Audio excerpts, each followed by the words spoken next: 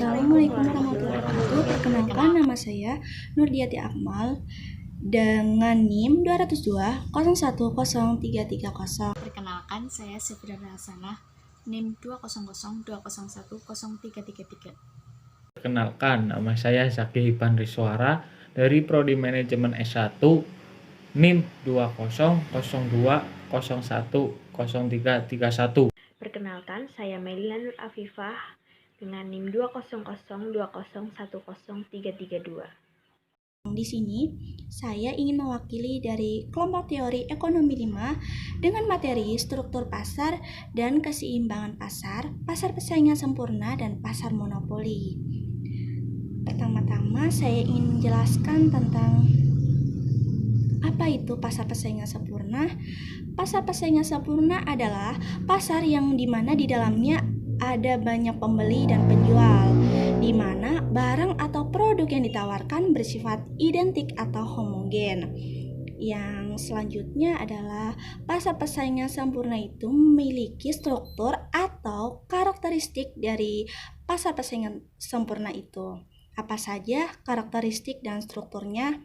1. Semua pelaku usaha memiliki atau menjual produknya sejenis untuk banyak pembeli. Yang kedua adalah pembeli dapat menawarkan harga sesuai dengan kekuatan daya pembeli. Jadi tidak ada hambatan bagi pembeli untuk menawarkan harga kepada penjual sesuai kekuatan daya pembeli tersebut. Yang ketiga adalah tidak ada pelaku usaha yang memperoleh keuntungan lebih besar dari pelaku usaha lainnya. Yang keempat adalah penjual dan pembeli memperoleh atau mendapatkan informasi yang sempurna dari pasar tersebut. Dan selanjutnya adalah contoh dari pasar persaingan sempurna. Apa saja sih contoh dari pasar persaingan sempurna? Yang pertama, ada pasar beras. Yang kedua, ada pasar sayur. Yang ketiga, ada pasar buah. Yang keempat, ada pasar gandum. Dan yang kelima, ada pasar bursa efek atau modal. Kelebihan dari pasar persaingan sempurna yaitu 1. Tidak adanya persaingan. 2. Dapat bersaing sempurna. 3. Harga didasarkan pada tawar-menawar. 4. Penjual dan pembeli bertindak transaksi. 5. Mampu mendorong efisiensi dalam produksi. Adapun kekurangan dari pasar persaingan sempurna. 1. Dalam persaingan sempurna tidak ada dana. 2. Pembeli mengalami keterbatasan dalam memilih. 3. Upah dan gaji pekerja rendah. 4. Adanya konflik ketidakadilan produsen dengan distribusi. Permintaan dan penawaran dalam pasar persaingan sempurna. Apa sih yang ada di dalam pasar persaingan sempurna itu?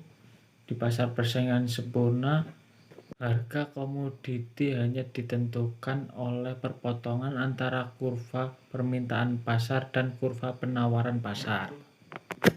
Pasar persaingan sempurna merupakan penerima harga dan dapat menjual setiap jumlah komoditi yang telah ditetapkan.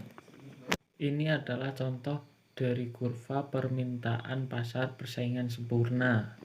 Keterangan dari kurva tersebut yaitu berapapun jumlah permintaan produk karena harga per unit tidak berubah. Lambangnya garis lurus mendatar. Ya, di sini saya akan menjelaskan apa sih pasar monopoli itu. Pasar monopoli adalah suatu bentuk pasar yang hanya mempunyai satu penjual namun juga mempunyai banyak pembeli. Orang yang melakukan monopoli suatu pasar disebut monopolis. Nah, karena hanya ada satu penjual, maka monopolis tersebut dapat menentukan harga. Monopolis tersebut dapat menentukan harga dengan cara menambah atau mengurangi jumlah barang yang disediakan di pasar. Ya, selanjutnya bentuk-bentuk monopoli itu ada dua. Yang pertama itu monopoli by law, yang kedua itu monopoli by nature. Yang pertama, monopoli by law. Apa sih yang dimaksud dengan monopoli by law? Monopoli by law adalah pasar monopoli yang dikuasai oleh negara yang di dalamnya terdapat banyak cabang-cabang produk yang menguasai hajat hidup orang banyak. Yang kedua, monopoli by nature. Apa sih yang dimaksud dengan monopoli by nature? Monopoli by nature adalah pasar monopoli yang timbul secara alami dengan dukungan dari kondisi geografisnya. Nah, selanjutnya ada contoh-contoh monopoli. Yang pertama itu Pertamina. Pertamina merupakan perusahaan milik negara yang menguasai penjualan bahan bakar kendaraan serta produk gas dan minyak bumi lainnya. Nah, contohnya itu saat kita mengisi bensin kendaraan, maka kita akan mengisinya di SPBU Pertamina. Mengapa kita mengisinya di SPBU Pertamina? Karena bahan bakar kendaraan di Indonesia itu sudah dimonopoli oleh Pertamina. Selanjutnya, yang kedua itu ada PDAM. PDAM itu menyediakan layanan dan distribusi air bersih bagi warga di tiap-tiap daerah. Masyarakat memerlukan air bersih untuk kebutuhan sehari-hari yang kemudian difasilitasi oleh pihak negara melalui hadirnya PDAM di tiap-tiap daerah. Lanjut, yang ketiga itu ada PT KAI. PT KAI merupakan perusahaan yang menangani kereta api di Indonesia. Operasional dari PT KAI ini juga merupakan monopoli. Mengapa demikian? Karena hanya PT KAI saja yang diberikan wewenang dan legalitas untuk menyediakan layanan transportasi darat via kereta api di Indonesia. Lanjut, yang keempat ada PLN. PLN merupakan perusahaan yang menyediakan layanan listrik di Indonesia. Saat ini, PLN menjadi satu-satunya perusahaan yang diberi hak dan wewenang untuk menghasilkan, mengelola, dan mendistribusikan layanan energi listrik di seluruh penjuru tanah air. Kelebihan pasar monopoli. Yang pertama, sifat barang yang tidak memiliki barang substitusi dekat membuat perusahaan monopolis tidak perlu mengeluarkan banyak biaya untuk melakukan promosi dan iklan sehingga para pembeli dapat membedakan produknya. Yang kedua, pada monopoli secara ilmiah, tambahan penjual akan membuat produksi tidak mencapai skala ekonomi, sehingga monopoli justru akan meningkatkan efisiensi dalam berproduksi. Yang ketiga, dengan monopoli, pemerintah dapat menjaga sumber daya alam yang penting bagi masyarakat. Yang keempat, melindungi hak kekayaan individu sehingga semakin mendorong dilakukannya inovasi.